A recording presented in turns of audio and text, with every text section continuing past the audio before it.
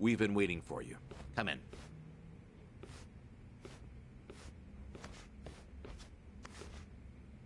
I'm curious. When Kiryu-san got here, were you the ones who booked the room? Yes, we arranged it. We were aware of Kiryu-san's condition, but once again underestimated the dangers he would face. Initially, Akane-san's procurement was our sole and simple objective. But in that case, your mission would be accomplished by now. Akane-san's at Yamai's place as we speak. You could just grab her. Indeed. Why don't you have a seat? This may take some time to explain. To put it briefly, Daidoji's plans now extend beyond Akane-san herself.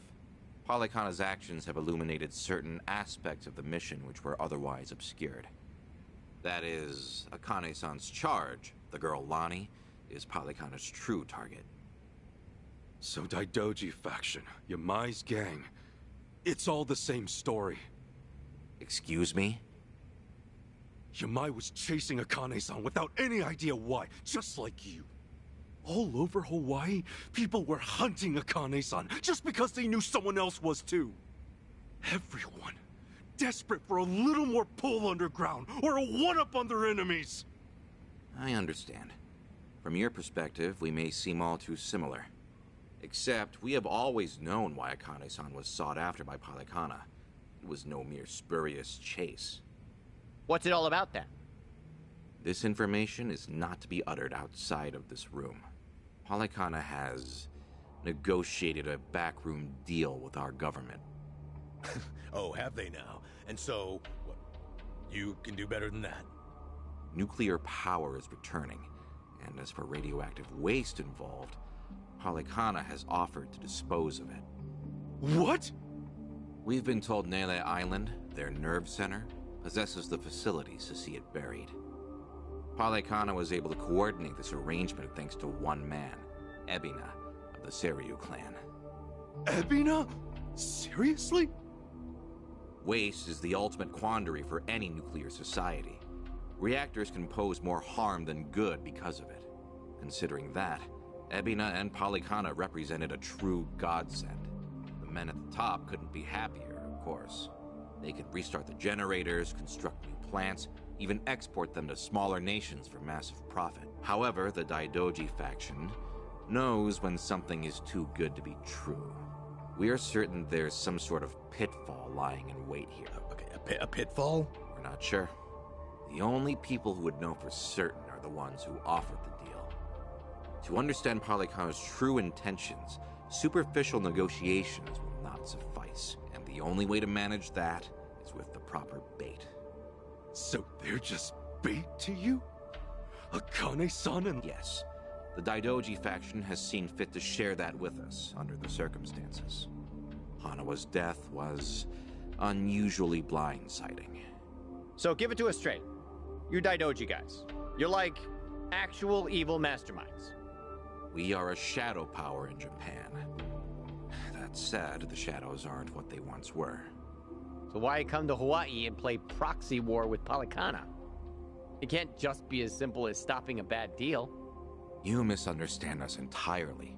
Our interests lie solely in the prosperity of Japan. We simply place our focus on long-term planning rather than short-term Polykhana's waste disposal is unlikely as secure as they claim, nor worth what they'd siphon from our taxes. When the future comes, what sort of country will our children inherit? That's the question every patriot must answer honestly. Huh. Spoken like a true man in black. I've got a question. Assuming we get Lani back, what would be your next move? Just as before, we would escort her out of Polykhana's reach. We still have our aircraft prepared. Okay. In that case, let's say that right now, our goals are the same. Keeping Akane-san and Lani from Polykhana's hands. Certainly. Only one impediment. The man who betrayed us for the enemy. Yeah. Eichan. You said before, you found out more about him? Eiji Mitamura. Surprisingly, that's actually his real name. Started out as a political reporter for the Toto Post. Eichan worked at a paper? Indeed. until his abrupt termination 5 years ago, after he was found guilty for vehicular assault. Some kind of hit and run? Seemingly. However, Mitamura insisted he was framed by Yakuza in his testimony. He specifically named the Arakawa family, saying they were colluding with the police commissioner. What? Apparently, he'd been on their case for some time, picking up evidence of corruption. Mitamura was good enough at his job to be considered a threat, and so he had to be silenced.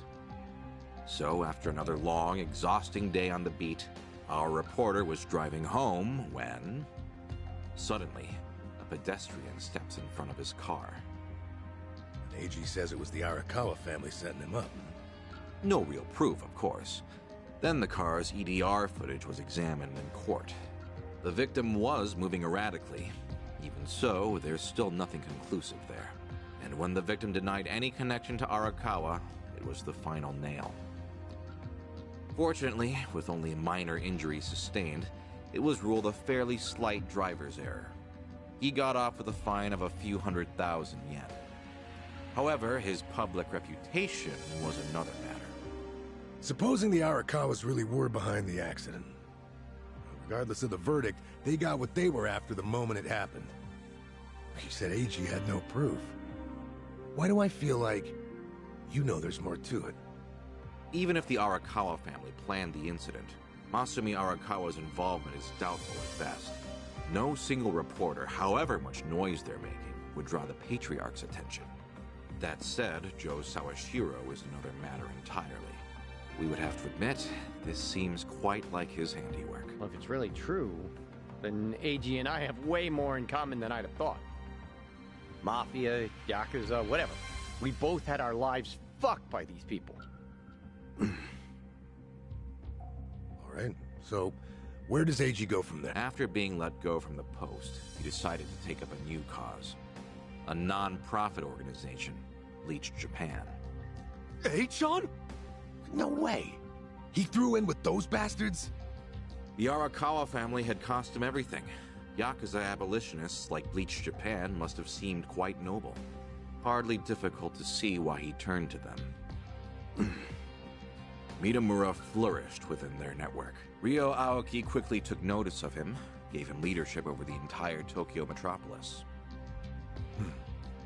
Wasn't Kume the head of the Yokohama branch? That's some trick of fate, huh, Kasuga? Yeah. One thing, though. So if H-chan hates Yakuza as much as he seems to, why would he work with Ebina? Does he actually buy into the whole second dissolution story? That's about the only reason that makes sense, given what we're hearing. A guy's so desperate for payback on the Yakuza.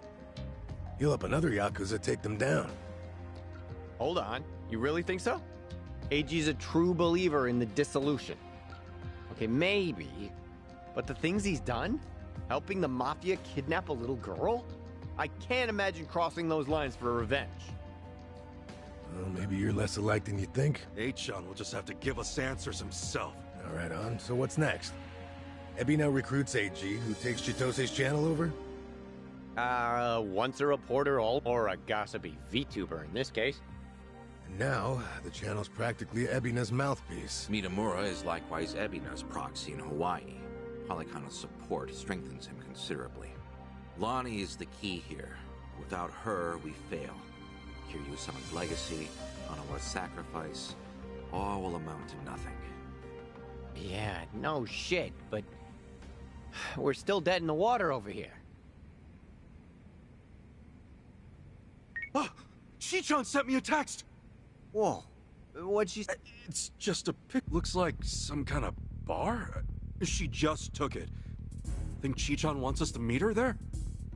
Could that be where AG's holed up? Tell me, any chance you know this place? Please say you do. Oh yeah, don't worry. Shit, yeah. Kasuga-san, do you believe Lonnie's there as well? We better get there fast.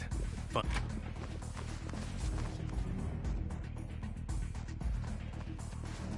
Thanks, guys! Onawa-san, I hope your faith in them proves wise.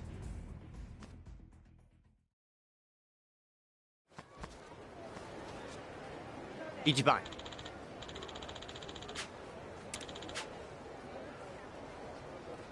Hold on.